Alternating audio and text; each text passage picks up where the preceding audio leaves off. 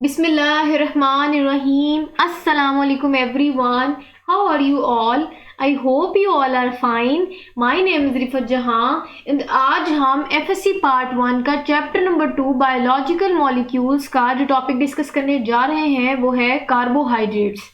जैसा कि मैंने आपको चैप्टर के ओवरव्यू में बताया था कि बायोलॉजिकल मॉलिक्यूल्स में हम कुछ बायोलॉजिकल मॉलिक्यूल्स को डिटेल से डिस्कस करते जाएंगे। आपको पता है बायोलॉजिकल मॉलिक्यूल्स ऐसे मॉलिक्यूल्स होते हैं जो लिविंग ऑर्गेनिजम्स की बॉडी में मौजूद होते हैं। जैसे कि हमने कार्बन को डिस्कस किया, हमने वाटर को डिटेल से डिस्कस किया, उसकी इंपॉर्टेंस देखी, उसके कुछ यूजफुल इफेक्ट्स देखे लिविंग ऑर्गेनिजम्स में। सेम हम अब बायोलॉजिकल मॉलिक्यूल कार्बोहाइड्रेट्स को डिटेल से डिस्कस करेंगे, उनके कुछ यूजफुल इफेक्ट्स देखेंगे। अब ये तो हो गया थोड़ा सा ओवरव्यू। अगर मैं आपको टॉपिक का ओवरव्यू दूं तो हम इस टॉपिक में क्या क्या जो है वो डिटेल से डिस्कस करेंगे, या इस टॉपिक रिलेटेड क्या क्या जो है वो टर्म्स हम डिस्कस करेंगे वो मैं आपको बताते जाऊँ। तो कार्बोहाइड्रेट्स वाले टॉपिक में हम कार्बोहाइड्रेट्स का इंट्रोडक्शन डिस्कस करेंगे, उसका जनरल फॉर्मूला डिस्कस करेंगे, उसकी डेफिनेशन, उनके कुछ सोर्सेज, उनका कुछ रोल, उनकी एग्जाम्पल्स, उनकी क्लासिफिकेशन को डिटेल से डिस्कस करेंगे कि मोनोसेक्राइड्स क्या होते हैं, ओलिगोसेक्राइड्स क्या होते हैं, पॉलीसेक्राइड्स क्या होते हैं, इनकी एग्जांपल्स, इनकी स्ट्रक्चरल फॉर्मूला मैं आपको ड्रॉ करके बताऊंगी। फिर हम इनकी जितनी भी कैरेक्टरिस्टिक्स होंगी वो वन बाय वन डिटेल से डिस्कस करेंगे।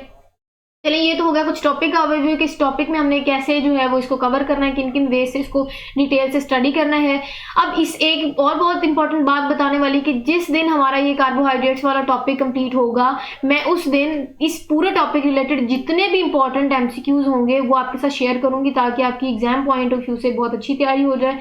और एक और इम्पॉर्टेंट बात कि मैं इस पूरे टॉपिक के बहुत इंपॉर्टेंट और ईजी नोट्स आपको प्रोवाइड करूंगी ताकि आपकी बहुत अच्छी तैयारी हो जाए। ठीक है, चलिए तो हो गए कुछ इंपॉर्टेंट बातें जो बतानी जरूरी थी। अब हम आज का अपना टॉपिक स्टार्ट करते हैं जो कि है कार्बोहाइड्रेट्स। आप देख सकते हैं कि हमने उसका इंट्रोडक्शन पढ़ना है। हम इसकी फर्स्ट स्लाइड डिस्कस कर लेते हैं। देखें लिखा हुआ है कि word carbohydrates literally means hydrated carbon. ठीक है, अब मैं जरा पॉइंटर ऑन कर लूं ताकि मैं आपको मजीद कुछ चीजें जो है वो बताने वाली हैं तो बता दूं। अब देखिए लिखे वर्ड कार्बोहाइड्रेट लिटरली मीनिंग इसके लुगवी मायने होते हैं हाइड्रेटेड कार्बन। कैसे होते हैं हम इसके वर्ड से देख लेते हैं। आपको पता है carbo mean carbon, carbo mean carbon, hydrates mean water. Hydrates का मतलब होता है वाटर। ठीक है, इसीलिए हम कार्बोहाइड्रेट्स को हाइड्रेटेड कार्बन भी बोलते हैं। ठीक है, ये मैंने आपको जब इसका वर्ड को एक्सप्लेन किया तो आपको जनरल फॉर्मूला भी क्लियर हो जाएगा। कहते हैं कि इसमें क्या क्या चीजें आ जाती हैं, are and composed of carbon, hydrogen and oxygen. आगे देखिए इस कार्बोहाइड्रेट्स में क्या क्या चीजें आती हैं, कार्बन आ गया, हाइड्रोजन आ गया एंड ऑक्सीजन आ गया। आपको वर्ड्स क्लियर हो गए। चलिए हम इसकी नेक्स्ट अब इंट्रोडक्शन के कुछ पॉइंट्स डिस्कस करते हैं। पहला पॉइंट आप अपनी स्क्रीन पर देख सकते हैं जो कि है carbohydrates occur abundantly in living organism. कह रहे हैं कि कार्बोहाइड्रेट्स की अक्रेंस बता रहे हैं कि कार्बोहाइड्रेट्स तमाम लिविंग ऑर्गेनिजम्स में बहुत ज्यादा मिकदार में पाए जाते हैं। वो चाहे प्लांट्स हो, वो चाहे एनिमल्स हो, चाहे ह्यूमंस हो, उनमें बहुत ज्यादा मिकदार में कार्बोहाइड्रेट्स मौजूद होते हैं। ये तो चलो इंपॉर्टेंस भी होगी इसकी। अब ये देखिए सेकंड पॉइंट मेन डिस्कस करते हैं। वो लिखा हुआ है कि जी the ratio of hydrogen and oxygen, hydrogen and oxygen is as in water like 2:1। कह रहे हैं कि अगर हम रेशो की बात करें, किसकी रेशो की बात करें, हाइड्रोजन और ऑक्सीजन की रेशो की बात करें, कार्बोहाइड्रेट से डिस्कस कर रहे हैं ना। अब कह रहे हैं कि अगर हम कार्बोहाइड्रेट्स में हाइड्रोजन और ऑक्सीजन की बात करें तो उनकी रेशो सेम होती है जैसे कि वाटर में होती है, मतलब 2:1, 2 हाइड्रोजन एंड 1 ऑक्सीजन। देख रहे हैं कि पूरे का पूरा वाटर मॉलिक्यूल ही आ जाता है कार्बोहाइड्रेट्स में, जिसमें वाटर में जैसे वाटर में कह रहे हैं कि 2:1 होती है, इसी तरह कार्बोहाइड्रेट्स में भी हाइड्रोजन और ऑक्सीजन की जो रेशो है वो सेम होती है जैसा कि वाटर में होती है। क्लियर है, तो ये डिस्कस कर लिया। अब हम बात करते हैं इसके जनरल फॉर्मूला की। वो मैंने जब आपको वर्ड एक्सप्लेन किया तब भी आपको क्लियर हो जाएगा। जनरल फॉर्मूला इसका देख लें, CH वाटर का पूरा मॉलिक्यूल, H2O और Y ये कुछ जनरल फॉर्मूला है। अब हम इसकी प्रॉपर जो है वो डेफिनेशन डिस्कस करते हैं कि chemically carbohydrates are defined polyhydroxy aldehydes और कीटोन्स। अब बात आती है कि पॉलीहाइड्रोक्सी क्या होता है, अल्डिहाइड्स क्या होते हैं, कीटोन्स क्या होते हैं। देखिए पोली मीन्स आपको पता है, पोली मीन्स मैनी, हाइड्रोक्सी मीन्स होता है कि जिसमें बहुत ज्यादा हाइड्रोक्सल ग्रुप लगे हों। पॉलीहाइड्रोक्सी मीन्स ऐसे जिसमें बहुत ज्यादा क्या लगे हों, हाइड्रोक्सल ग्रुप लगे हों। अब अल्डिहाइड की बात करें तो अल्डिहाइड का जो फॉर्मूला होता है वो होता है C डबल बॉन्ड O और इधर जो है वो H होता है। इसकी एक और जो हम डेरिवेशन है वो ऐसे भी हो सकती है, आप इसको ऐसे भी लिख सकती हैं, CHO लिख सकते हैं। ठीक है, अब अगर हम कीटोन्स की बात करें तो कीटोन्स आपको पता है कीटोन्स क्या होता है, C कीटोन्स होते हैं C, ऊपर डबल बॉन्ड O और इधर भी बॉन्ड होता है ताकि इसके साथ जो है वो कार्बन अटैच हो जाए। अब एक बात तो ये डिस्कस कर ली कि इसके कुछ केमिकली जो है इसकी हम कंपोजिशन की बात करें कार्बोहाइड्रेट्स की केमिकली कैसे होते हैं, वो उनमें पॉलीहाइड्रोक्सी होने चाहिए, मतलब बहुत सारे हाइड्रोक्सिल जो है वो ग्रुप लगा हो, वो उनमें एल्डिहाइड भी मौजूद हो सकते हैं या कीटोन्स हो सकते हैं उनके फॉर्मूला में, जिसके कार्बोहाइड्रेट्स की हम बात कर रहे हैं। हम इनकी एग्जांपल जब डिटेल से डिस्कस करेंगे तो हम इनमें एल्डिहाइड्स और कीटोन्स को ऐड करके इनका जो है मैं स्ट्रक्चर फॉर्मूला आपके साथ डिस्कस करूंगी।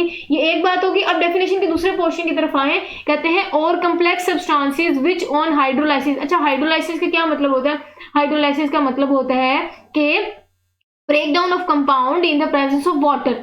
तो वो कह रहे हैं कि जब हम कम्प्लेक्स सब्सटेंसेस को तोड़ते हैं इन the presence of water bye the process of hydrolysis, तब वो अगर हमें यील्ड दे, क्या यील्ड दे? पॉलीहाइड्रोक्सी, एल्डिहाइड्स और कीटोन्स के ही सब यूनिट्स दें, तब हम कह सकते हैं कि वो कार्बोहाइड्रेट्स होते हैं।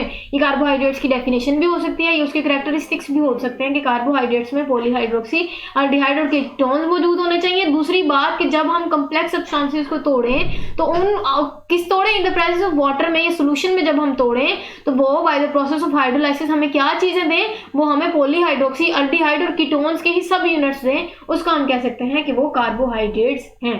आई होप आपको इसका इंट्रोडक्शन बहुत अच्छे से क्लियर हो गया होगा, आपको इनके कुछ डेरिवेशंस भी क्लियर आ गए, वर्ड्स भी क्लियर हो गया, आपको फॉर्मूला भी क्लियर हो गया। अब हम इनकी नेक्स्ट स्लाइड पे जो है वो कुछ सोर्सेज डिस्कस करते हैं कि हम कार्बोहाइड्रेट्स को कहाँ से जो है वो ऑब्टेन कर सकते हैं। अब थोड़ा सा मैं आपको पहले सोर्सेज की बात करूँ। अब आपको पता है कि प्लांट्स क्या होते हैं? ऑटोट्रॉफ्स होते हैं, हम तो ऑटोट्रॉफ्स नहीं है। तो इसकी अगर मैं मेन बात करूँ तो हम कह सकते हैं कि the sources of carbohydrates are green plants. Green plants इसलिए क्योंकि by the process of photosynthesis जाहिर है जो ग्लूकोज बनेगा, ग्लूकोज भी क्या है? ग्लूकोज शुगर कार्बोहाइड्रेट्स ही है ना। तो कह रहे हैं कि जितना भी मेन सोर्स हम कह सकते हैं कि जो ग्रीन प्लांट्स है ना वो मेन सोर्स होता है कार्बोहाइड्रेट्स का। Bye the process of photosynthesis वो हमें क्या यील्ड देते हैं? वो हमें कार्बोहाइड्रेट्स देते हैं ग्लूकोज की शक्ल में। फिर अगर मैं आपको बात बताऊं, जैसा कि आपको पता है सीरियल्स हो गए, फ्रूट्स हो गए, मिल्क हो गए, शुगर हो गए, हनी हो गए, कोई भी खाने पीने वाली चीज, ब्रेड हो सकती है, कोई भी चीजें, ये सारी की सारी जो है वो आपको पता है कि कार्बोहाइड्रेट्स की क्या है? सोर्सेज हैं। इसके अलावा अगर मैं आपको बात बताऊं कि कार्बोहाइड्रेट्स का जो अब आपको पता है सेलुलोज, स्टार्च, ग्लाइकोजन, ये भी कुछ जो है वो कार्बोहाइड्रेट्स की फॉर्म्स हैं जो हम नेक्स्ट जो है वो डिस्कस करेंगे। ये तो कुछ सोर्सेज हो गई। अब हम इसकी रीडिंग करते हैं तो मजीद मैं आपको क्लियर कर दूंगी। पहला पॉइंट मैंने डिस्कस कर दिया, they are the primary products of photosynthesis. Photosynthesis के रिजल्ट में जो ग्लूकोज मिलते हैं वो प्राइमरी प्रोडक्ट होता है। और आपको पता है ना सिर्फ वो कार्बोहाइड्रेट्स का प्राइमरी प्रोडक्ट होता है बल्कि वो एनर्जी का बहुत बड़ा सोर्स होता है। अदर कंपाउंड्स ऑफ प्लांट्स, कह रहे हैं कि प्लांट्स के जो अदर कंपाउंड्स हैं produce from carbohydrates by various chemical changes. वो कहते हैं बहुत सारे केमिकल चेंजेस के बाद कार्बोहाइड्रेट्स के जो मजीद हमें फॉर्म्स मिलती हैं प्लांट्स के रिजल्ट में, वो भी जो है वो कार्बोहाइड्रेट्स के सोर्सेज होती हैं। जैसे मैंने आपको बता दिया, सेलुलोज हो गया, स्टार्च हो गया, ग्लाइकोजन हो गया। इसके अलावा बहुत सारे जो है वो वन बाय वन हम डिटेल से डिस्कस करते जाएंगे। आई होप यहाँ तक जो है वो आपको कार्बोहाइड्रेट्स क्लियर होगा कि कार्बोहाइड्रेट्स होते क्या हैं, उनका इंट्रोडक्शन क्या है, उनकी डेफिनेशन क्या है, उनके सोर्सेज क्या हैं। अब हम नेक्स्ट जो टॉपिक डिस्कस करेंगे वो हम देखेंगे कि क्लासिफिकेशन क्या होती है कार्बोहाइड्रेट्स की। अब जैसे कार्बोहाइड्रेट्स की हम बात करेंगे ना कि क्लासिफिकेशन क्या है, आपको 3 आपकी जो है वो क्लासिफाई किया हुआ है कार्बोहाइड्रेट्स को। नंबर 1 मोनोसेक्राइड्स में, ओलिगोसेक्राइड्स में एंड पॉलीसेक्राइड्स में। कह रहे हैं कि कार्बोहाइड्रेट्स आर सेक्राइड्स, इनको सेक्राइड्स भी कहते हैं। अब देखो सेक्राइड्स का ऊपर मीनिंग लिखा हुआ है ड्राइव फ्रॉम, सेक्राइड जो है वो ड्राइव निकला है फ्रॉम ग्रीक वर्ड्स सेक्रोन से, जिसका मतलब शुगर। मतलब जितनी भी स्वीट इन टेस्ट चीजें होंगी ना, मोस्टली एक हिंट ले लें, वो सारे कार्बोहाइड्रेट्स होंगे। एग्जाम्पल्स में हमने जो है वो वन बाय वन डिस्कस कर ली, जैसा कि मैंने आपको बताया सीरियल, फ्रूट्स, मिल्क, हनी, इस शुगर, जितनी भी ये सारे हैं वो सारी की सारी जो है वो कार्बोहाइड्रेट्स हैं। अब हमने इसकी classification one by one discuss करनी है। सबसे पहले मोनोसेक्राइड्स, ओलिगोसेक्राइड्स एंड पॉलीसेक्राइड्स। चले आज के टॉपिक जो है हमारा मोनोसेक्राइड्स डिस्कस करते हैं। सबसे पहले मैं आपको इंट्रोडक्शन दे दूं कि मोनोसेक्राइड है क्या। मोनो मीन आपको पता है एक है, ठीक है, एक है। Saccharides mean sugar. देखिए ऐसा स्ट्रक्चर होगा जिसमें सिर्फ एक ही आप कहेंगे मॉलिक्यूल होगा, कोई 2 मॉलिक्यूल्स अटैच नहीं होंगे, ये सिर्फ सिंगल मॉलिक्यूल होगा, इसलिए हमने इसको मोनोसेक्राइड्स बोला है। अगर मैं मोनोसेक्राइड्स का आपको कुछ बताऊं ना, थोड़ा सा ओवरव्यू दे दूं, फिर हम इसके जो है वो डिटेल जो स्लाइड्स वाली मैं डिटेल से डिस्कस करूंगी। मोनोसेक्राइड होता है ना वो सिंपलेस्ट शुगर कहते हैं, मोनोसेक्राइड्स को सिंपलेस्ट शुगर भी कहते हैं। इसमें हम देखें, इसमें ये होता है कि कोई 2 मॉलिक्यूल्स इनके स्ट्रक्चर में कंबाइन नहीं होता, ये सिंगल मॉलिक्यूल स्ट्रक्चर होगा। हम आगे जब डिटेल से इसके मैं आपको स्ट्रक्चर दूंगी ना हम ग्लाइसिरल्डिहाइड डिस्कस करेंगे, हम आपकी बुक में लिखा हुआ है डाईहाइड्रोक्सी एसीटोन है, वो सारे क्या है, वो एक सिंगल मॉलिक्यूल है, दो मॉलिक्यूल अटैच मोनोसेक्राइड में नहीं होते, आगे होंगे वो हम पढ़ लेंगे। इसी तरह क्योंकि इसमें दो मॉलिक्यूल से अटैच नहीं होते, इसी तरह ग्लाइकोसिडिक लिंकेज इसमें नहीं बनती। आपको पता है ग्लाइकोसिडिक लिंकेज जो है वो दो मॉलिक्यूल्स में बनेगी। कार्बोहाइड्रेट्स के अगर दो मॉलिक्यूल्स अटैच होंगे तो उनके दरमियान जो बॉन्ड बनेगा या जो लिंकेज बनेगी उनको हम ग्लाइकोसिडिक लिंकेज कह देंगे। ये थोड़ी सी जो है वो इन्फॉर्मेशन जो मुझे बताना मैंने ज़रूरी समझा। अब जो है वो हम इसकी डिटेल से डिस्कस करते हैं। मोनोसेक्राइड्स क्या होते हैं, उनकी कुछ कैरेक्टरिस्टिक देखते हैं। सबसे पहले लिखा हुआ है कि ये स्वीट इन टेस्ट होते हैं, या मैंने आपको बताया, जैसे कि मैंने ऊपर बताया कि सिंपलेस्ट शुगर होता है, स्वीट इन टेस्ट, इनका जो अगर टेस्ट है वो स्वीट होता है, मीठा होता है। नेक्स्ट पॉइंट डिस्कस करते हैं, ये इजीली सोल्यूबल होता है। इजीली सोल्यूबल का मतलब पानी में आसानी से हल हो जाती है। जैसे कि आपको पता है शुगर, चीनी जो होती है, ग्लूकोज जो होती है, वो पानी में आसानी से हल हो जाती है, तो ये इजीली सोल्यूबल इनके एक और कैरेक्टरिस्टिक्स आ गई। अब कह रहे हैं कि can not be further hydrolysed into simple sugar. इसकी क्या बात होगी, इसकी वजह आप खुद सोचें, क्योंकि मैंने आपको कहा कि ये बिल्कुल सिंपल एक मॉलिक्यूल है, तो कहते हैं कि ऑन हाइड्रोलाइसिस, जब हम इसकी हाइड्रोलाइसिस करवाएंगे, ये हाइड्रोलाइज्ड होगा तो ये बिल्कुल ही कोई सिंपल शुगर में कन्वर्ट नहीं होगा। क्यों? क्योंकि मोनोसेक्राइड इटसेल्फ क्या था, itself is a simple sugar. Clear है? तो ये ऑन हाइड्रोलाइसिस या by the process of hydrolysis ये सिंपल शुगर में कन्वर्ट नहीं होगा, क्योंकि ये खुद ही सिंपल शुगर है। क्लियर है? नेक्स्ट इसके कैरेक्टरिस्टिक डिस्कस करते हैं, जो कि है chemically they are either polyhydroxy, aldehyde और कीटोन। अब मैं जब इसका नेक्स्ट स्ट्रक्चर डिस्कस करूंगी ना, तो वहां लिखा होगा कि ये या तो इनके स्ट्रक्चर में पॉलीहाइड्रोक्सी हो सकता है, या ये अल्डिहाइड्स का स्ट्रक्चर हो सकता है, या इनमें केमिकली कीटोन्स जो है वो अटैच होंगे। हम जब एग्जाम्पल्स देंगे हम देख लेंगे, जैसा कि अल्डिहाइड की फॉर्म में, जैसे कि आपकी बुक में ग्लाइसिरल्डिहाइड लिखा होगा, वो हम कहेंगे कि उसमें जो फंक्शनल ग्रुप लिखा हुआ है अटैच है वो अल्डिहाइड का है। ठीक है? इसी तरह जब हम डिस्कस करेंगे डाईहाइड्रोक्सी एसीटोन की एग्जांपल को, तो हम देखेंगे कि उसमें जो फंक्शनल ग्रुप है वो कीटोन जो है वो अटैच होगा। तो हमने कहा केमिकली इनमें ये तीनों चीजें जो है वो अटैच हो सकती हैं। ये मोनोसेक्राइड्स की कैरेक्टरिस्टिक होगी। अब हमने एक और इसकी शर्त पढ़नी है कि all carbon atoms in a monosaccharide except one have a hydroxyl group. वो कह रहे हैं कि मोनोसेक्राइड में जितने भी कार्बन है, जितने भी कार्बन मतलब आपको पता है मोनोसेक्राइड में जो कार्बन है ना वो एटलीस्ट मोनोहाइड्रेट्स में जो कार्बन है ना वो एटलीस्ट जो है वो 3 कार्बन से स्टार्ट होते हैं। किस कार्बन से स्टार्ट होते हैं? 3 कार्बन से स्टार्ट होते हैं। उन्होंने कहा कि ये जो है कि इसमें क्या एक और कैरेक्टरिस्टिक है कि इनके जो 3 कार्बन है ना उनमें से एक कार्बन में कार्बोहाइड्रोक्सिल ग्रुप नहीं लगेगा। उस हाइड्रोक्सिल ग्रुप जो मैंने कहा कि नहीं लगेगा, क्यों नहीं लगेगा? क्योंकि फिर उसमें ये फंक्शनल ग्रुप लगेगा, या तो एल्डिहाइड लग जाएगा या कीटोन लग जाएगा।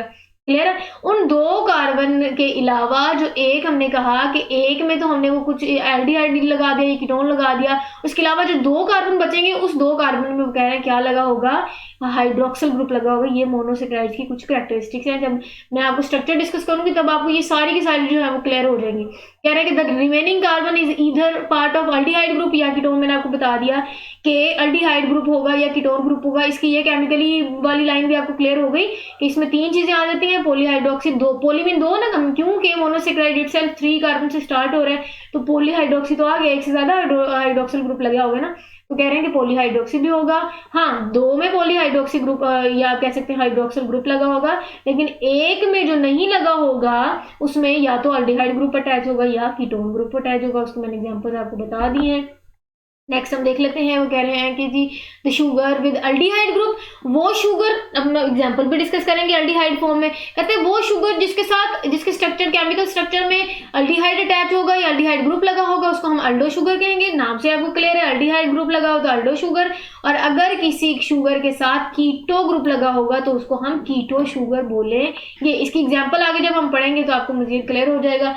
यहाँ तक इसकी कैरेक्टरिस्टिक जो है वो क्लियर होगी। नेक्स्ट जब हम फंक्शनल या इसका जो फॉर्मूला में डिस्कस करूंगी या इसका जो स्ट्रक्चर डिस्कस करूंगी एग्जांपल के साथ, तो आपको जो है वो मजीद उसकी कैरेक्टरिस्टिक्स क्लियर हो जाएंगी। मैंने आपको क्या कहा था कि जो मोनोसेक्राइड है उसमें एटलीस्ट 3 जो है वो कार्बन लगे होंगे। ये देखें 2 कार्बन है, यहाँ 3 कार्बन है, और हमने शर्त देखी थी कि 2 में तो हाइड्रोक्सिल ग्रुप लगा होगा, लेकिन एक में या तो अल्डिहाइड ग्रुप लगा होगा या क्या लगा होगा? Ketone group. तो ये देख लें, ये क्या लगा हुआ है? ये हाइड्रोक्सिल ग्रुप है, ये भी क्या है? Hydroxyl group. हमारी शर्त पूरी होगी कैरेक्टरिस्टिक्स की, मोनोसेक्राइड्स की। और ये देखें ये क्या लगा हुआ है? ये फंक्शनल ग्रुप लगा हुआ है। कौन सा फंक्शनल ग्रुप है? अल्डिहाइड का। मैंने जब आपको पीछे इंट्रोडक्शन में इसका स्ट्रक्चर बताया था कि ये किसका स्ट्रक्चर है, ये अल्डिहाइड का स्ट्रक्चर है। इसी तरह इसमें भी ये भी एग्जांपल देख देख लें, देखो ये कीटो फॉर्म है, इसमें आप ये जो है वो एग्जांपल देख लें कि कीटो फॉर्म में ये देखिए कीटो फॉर्म में कीटोन का कीटोन ग्रुप लगा हुआ है, ये कीटोन ग्रुप है। इसकी भी शर्त क्या थी, 2 में हाइड्रोक्सिल ग्रुप लगा होगा, 2 कार्बन के साथ क्या लगा होगा, हाइड्रोक्सिल ग्रुप, और तीसरे में जिसके साथ हाइड्रोक्सिल ग्रुप अटैच नहीं करना उसके साथ हम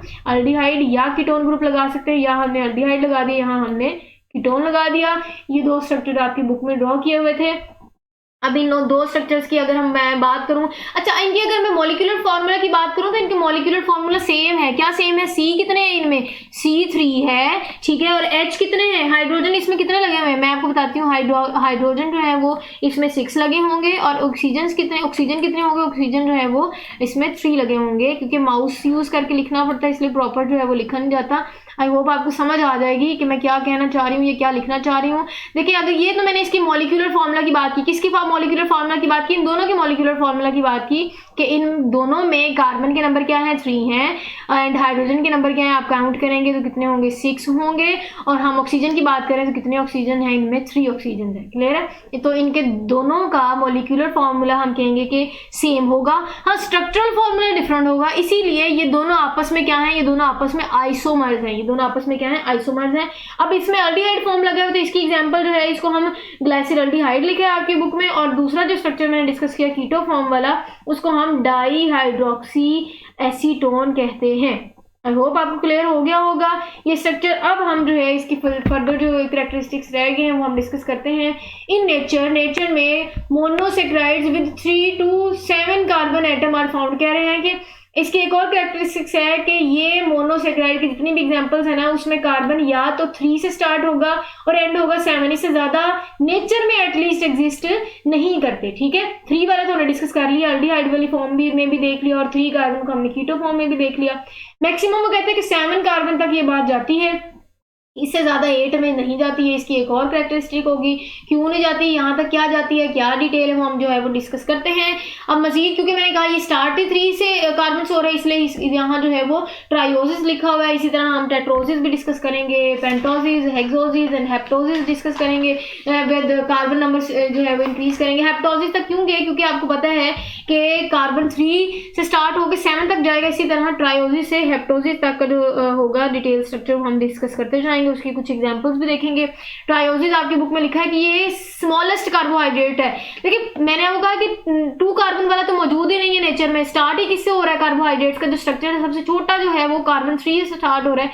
इसीलिए हम कहते हैं कि जो कार्बन 3 वाले कार्बोहाइड्रेट्स हैं उनको हम स्मॉलेस्ट कहते हैं। क्या कहते हैं, स्मॉलेस्ट हैं, सबसे छोटे हैं एग्जिस्टेंस में। अब अगर हम इनके एग्जाम्पल की बात करें तो अगेन ग्लाइसिरल्डिहाइड, जो मैंने ये ग्लाइसिरल्डिहाइड यहाँ मैं मेंशन कर देती हूँ 1, जो कि ये स्ट्रक्चर है, क्लियर है। और इसी तरह हमने डाईहाइड्रोक्सी एसीटोन्स डिस्कस किए जो कि ये 2 स्ट्रक्चर है, ये 2 वाला स्ट्रक्चर है, क्लियर है। उसके बाद कहते हैं कि ये दोनों स्ट्रक्चर जो हमने ऑलरेडी मैंने आपको पीछे डिटेल से एक्सप्लेन किया, ये दोनों क्या है, ये ट्रायोसिस है। क्यों ट्रायोसिस है नेचर में, क्योंकि इन दोनों के स्ट्रक्चर में कार्बन नंबर क्या है, कार्बन नंबर है 3, क्लियर है। ये दोनों क्या and intermediates in respiration and photosynthesis, कहते हैं कि रेस्पिरेशन और फोटोसिंथेसिस के ये इंटरमीडिएट हैं। ये दोनों जो है स्ट्रक्चर, ये दोनों एग्जांपल्स जो हैं वो इंटरमीडिएट हैं। और हमने बात की कि ये दोनों ट्रायोसिस हैं क्योंकि इनमें कार्बन नंबर 3 है, और ये दोनों जो हैं वो स्मॉलेस्ट कार्बोहाइड्रेट्स हैं। अब एग्जाम्पल में अब वो आपसे पूछ सकते हैं, कि ऑप्शन दे सकते हैं, वो पूछ सकते हैं कि नेचर दे दिए गए फॉलोइंग ऑप्शंस में से जो स्मॉलेस्ट कार्बोहाइड्रेट्स है वो कौन सा है, तो आप चूज कर लें। आपको पता होगा वो 3 नंबर से स्टार्ट होगा, क्लियर है। और ये जो स्ट्रक्चरल फॉर्मूला ये आपसे वो शॉर्ट क्वेश्चन में पूछ सकते हैं, वो कह सकते हैं कि आप ग्लाइसिरल्डिहाइड या डाईहाइड्रोक्सी एसीटोन का स्ट्रक्चरल फॉर्मूला ड्रॉ करें, तो आपको ड्रॉ करना आना चाहिए। मैंने एक्सप्लेन कर दिया उनकी कैरेक्टरिस्टिक्स क्या होंगी, कैसे ड्रॉ होगा, क्या क्या जो है वो खसूसियत होगी बनाते वक्त, वो आपने देख लेनी है। उसके बाद हम लोग टेट्रोसिस को डिस्कस करते हैं। टेट्रोसिस मीन जिसमें नंबर ऑफ कार्बन कितने होते हैं, नंबर ऑफ कार्बन 4 होते हैं। अब बात करें, कहते हैं कि नेचर में ये रेयर है, कहते हैं बहुत कम पाए जाते हैं, बट सम बैक्टीरिया, कुछ बैक्टीरिया में ये पाए जाते हैं, ठीक है। वैसे ये नेचर में बहुत कम है, ये इसकी कुछ खसूसियात डिस्कस कर दी। अब हम नेक्स्ट स्लाइड में मूव ऑन करते हैं और वहां हम लोग देखेंगे कि पेंटोसिस क्या होता है। अगेन पेंटोसिस जिसमें 5 कार्बन, शुगर हो, वेरी कॉमन कार्बोहाइड्रेट, बहुत ज्यादा कहते हैं कि आम मिकदार में या आम जो है वो कार्बोहाइड्रेट जो पाया जाता है वो पेंटोसिस होते हैं। एग्जाम्पल जब हम देखेंगे तो आपको क्लियर हो जाएगा जाएगा। देखिए लिखा हुआ है कि एग्जाम्पल में जो राइबोज है या डीऑक्सी राइबोज है, मतलब कि आरएनए और डीएनए है, आपने बहुत डिटेल में इसको बायोलॉजी में भी डिस्कस किया। कहते हैं कि ये दोनों जो आरएनए है या डीएनए है, ये दोनों कार्बोहाइड्रेट्स हैं। और कौन सा कार्बोहाइड्रेट है? पेंटोसिस है।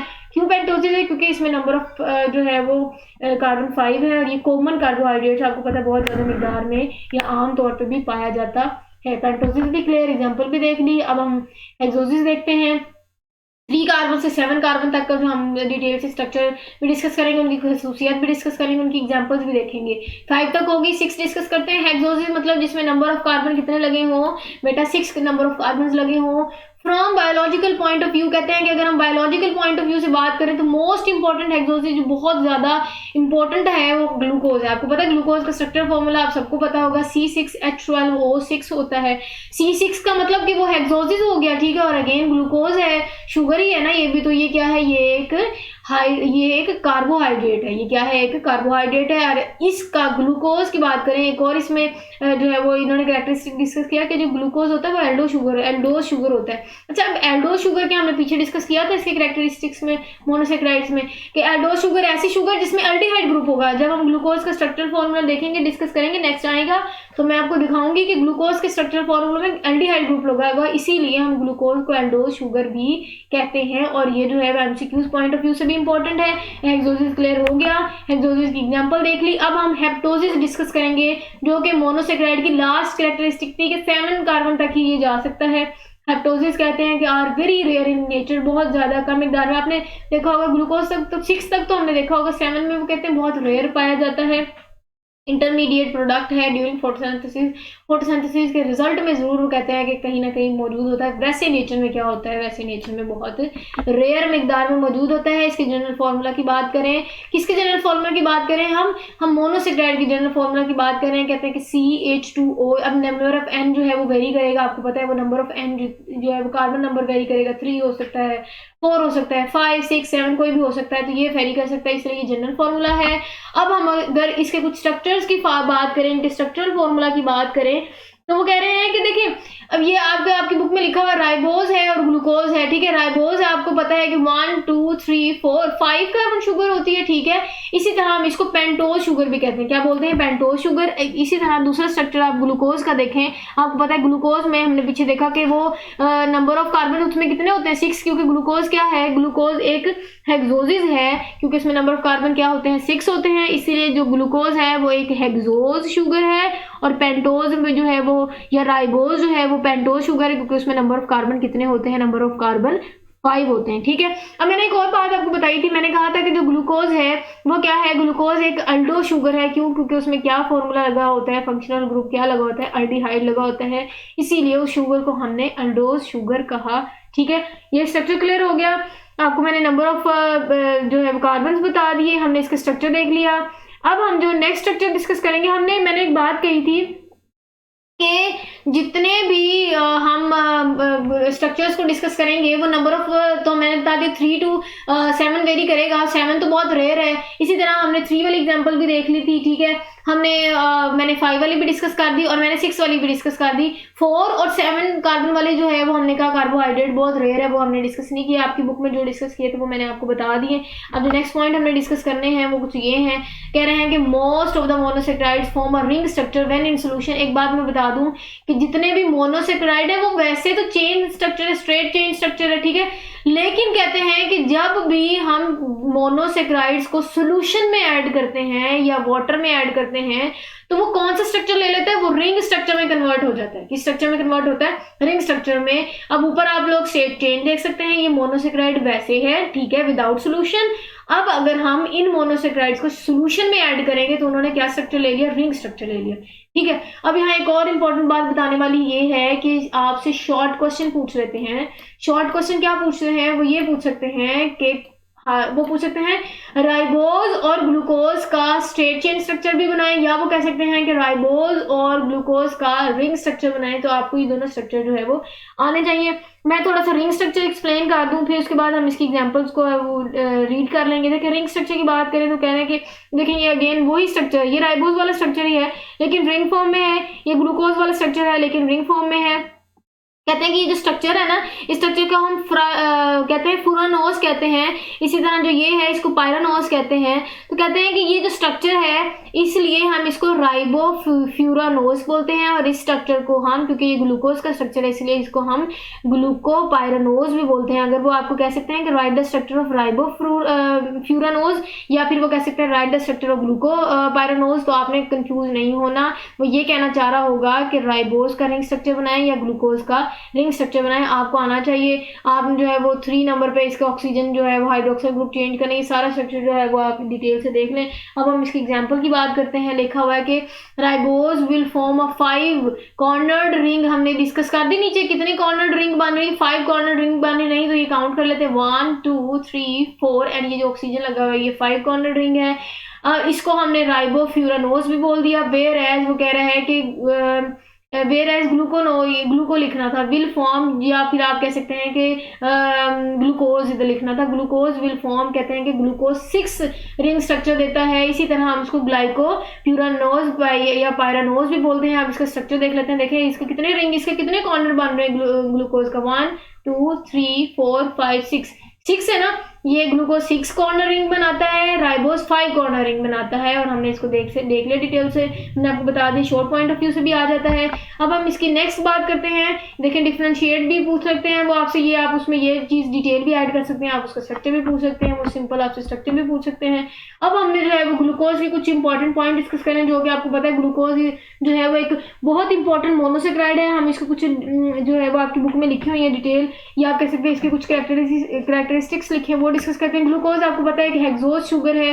हेक्सोज शुगर क्यों है, क्योंकि ग्लूकोज में नंबर ऑफ कार्बन कितने होते हैं, नंबर ऑफ कार्बन 6 होते हैं। अल्डिहाइड शुगर, अल्डोज शुगर क्यों कहते हैं, क्योंकि इसमें अल्डिहाइड ग्रुप लगा होता है। तो मैंने पीछे बता दिया ग्लूकोज की कुछ कैरेक्टरिस्टिक्स हैं।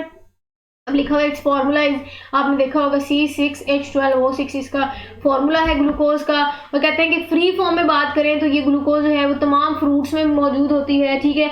और फ्रूट्स में भी आपकी बुक में लिखा हुआ है, ज़्यादातर वो कहते हैं कि ये जो ग्रेप्स हो गए, फिग्स कहते हैं, अंजीर बोलते हैं, डेट्स आपको पता है, खजूर, कहते हैं इन 3 फ्रूट्स में बहुत ज़्यादा मिकदार में ग्लूकोज मौजूद होते हैं। इसके अलावा वो कहते हैं कि फ्रूट्स में मौजूद होती है ग्लूकोज की मिकदार। ये एक और इसका कैरेक्टरिस्टिक हो गए।